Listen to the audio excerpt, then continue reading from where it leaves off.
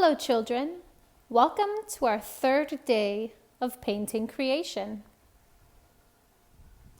Now my friends, I have prepared my paper and did my best to get rid of all my bubbles. And my sheet is not too wet, not too dry. Perhaps it is a bit on the dry side. I think I'm making more successful paintings when it's not too wet, so that it doesn't spread my colors too far. In our last day of creation, we made the vast sea. We also made a space for the sea to meet the vast sky above. I mentioned that I had often seen something like that, water and sky. But today, we are going to continue this great story of creation where there was nothing but water.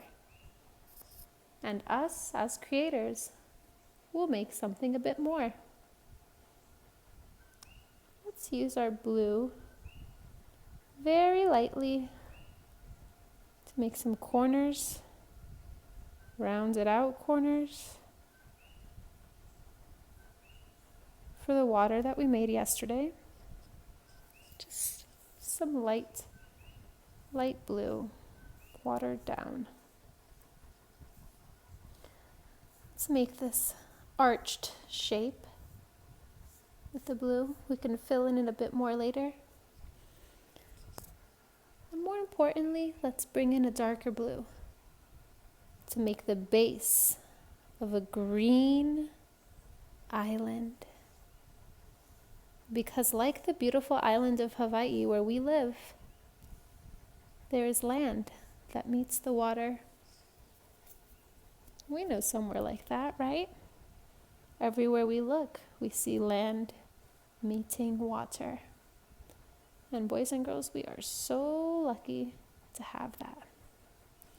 This darker space will be the base for our island. Now that we've shaped our island, let's clean off our brush very, very well and use a color that blends with the blue to make green. I bet you know just which color that is. Let's use our wonderful lemon yellow to mix. Oops, I did a little spill. See, that's okay. If you spill like me and make a droplet, just use your rag or paper towel to kind of erase and pick up some of the color that you didn't mean to splash. But we will bring in some of this yellow, and every time you dip from the page to the paint, clean your brush, because then if not, you're going to get the blue in your lemon yellow. So we're bringing in that yellow to blend and make this wonderful green. And the green is full of darkness and light. Some of the green is a bit more yellow.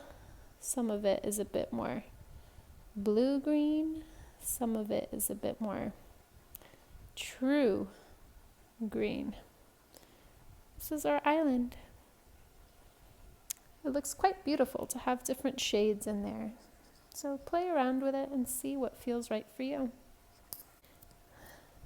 Now, after we've blended some green for the island, again, clean your brush because we are going back for some more yellow, and we do not want to taint our yellow with any other color since it is so light.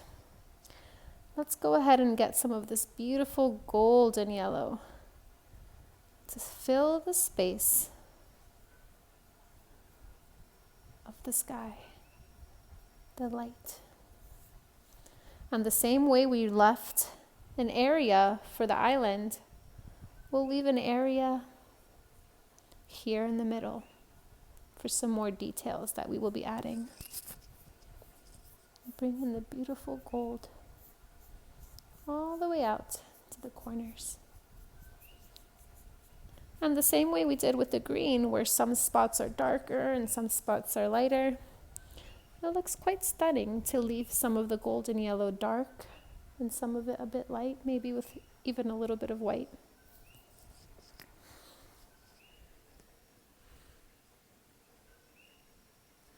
The painting looks quite dynamic with some thick color and some thin color. We do want to take our brush and lightly fill in the middle, but not too dark, because this area in the middle will be the base. This area in the middle will be the backdrop for a beautiful tree. Let's go ahead and dip oh so lightly in the blue. I think I got a bit too much. You see how my brush looks soaked? Let me go back and take some off. So just a tiny touch. It's a little better. To make a tree. And the blue will mix with the green. The blue will mix with the yellow to create green. And I'm going to make 2 trees. You, of course, have freedom to make the shape of the tree that you like and how many trees you like. And I will just gently bring up this green and blue into the yellow. Maybe make a palm tree. I've seen something that looks like this here in Hawaii. And I'm filling in the space in the middle with branches and even bringing in some roots at the bottom. Perhaps this tree can have a bit more of a wide base. This one can be a bit smaller with some side branches. But really, this is your creation.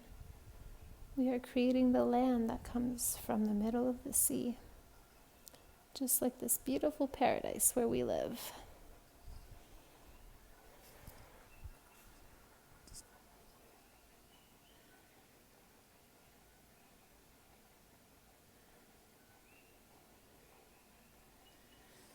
We can even go back and dip again in the blue and create some darkness in the tree and some roots.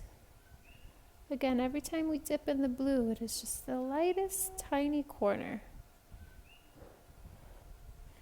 because too much will quickly flood our page. Create some darkness in the blue. Create some darkness in the trees, some roots, perhaps some darkness in the branches and fronds of our tree that we've created.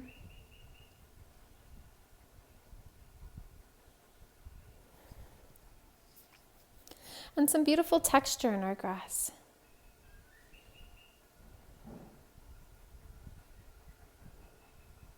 Our grass growing on this land.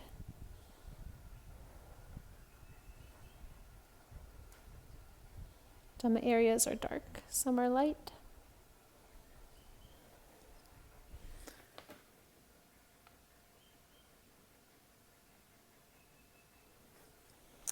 And let's clean our brush again to get some of that other color off and dry our brush to add some detail. And I think just the corner of our brush dipped in the red will make some beautiful boundaries, some rocks to frame and border our picture. Because we do live in a place where red lava flows from the land to create even more land rising from the ocean. We can even dip so lightly in our violet to form some of those powerful lava rocks that we often see in this beautiful home of ours. Just maybe a stone in the middle.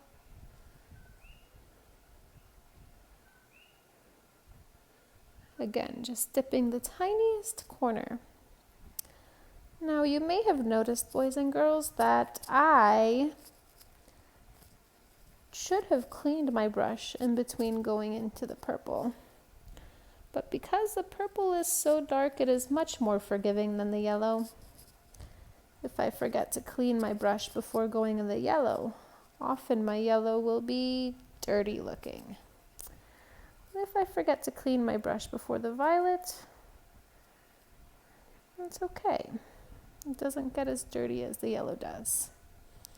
You might notice we're making dark, almost brownish violet lava rock border around our green island. It creates some depth and some contrast. And you know, I love the idea of that bright red to represent lava. I think I'll go back and add a little bit more. You can choose to do so or not in your painting.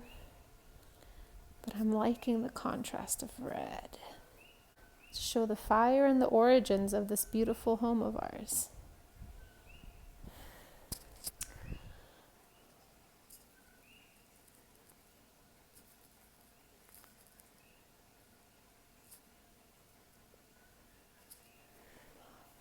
Okay, now that we have the base of our island that was created from the water, we can go back and add the final touches. Let's clean our brush and perhaps our trees, our fruit-bearing trees. We can dip our very tiniest corner into the orange and add some fruit and details. And again, wipe so clean so that our orange is not tainted by this darker color. You can do any kind of fruit that you like, but I do enjoy the way this orange looks maybe like papayas in the trees. I'll go ahead and clean my brush and bring in a bit of red to our background. Because in painting, if you have something in the foreground, which is the closer section where we can see it and almost reach out and touch it, it creates a very beautiful and harmonious painting to have the same thing in the background. So just lightly curve our corners with a bit of the red to make almost like a sunset orange. And just a teeny bit, that's a little too much. Just a touch on the other side so that this red in the corner matches the red at the bottom to create some harmony. I'm very happy with this painting, but you know, I think I'll love it even more if I just add a bit of darkness to my water that I originally brought in. Aha, I think that was the finishing touch I needed. But maybe your picture needs it and maybe it doesn't. Remember, you are the creator. This is your story to tell.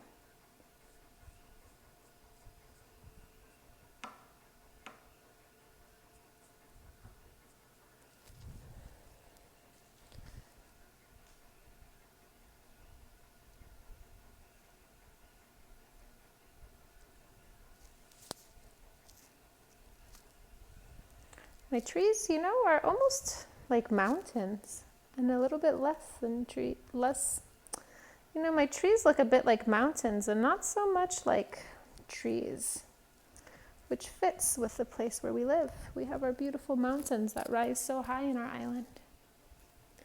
So I am done, and thank you for joining me in this project.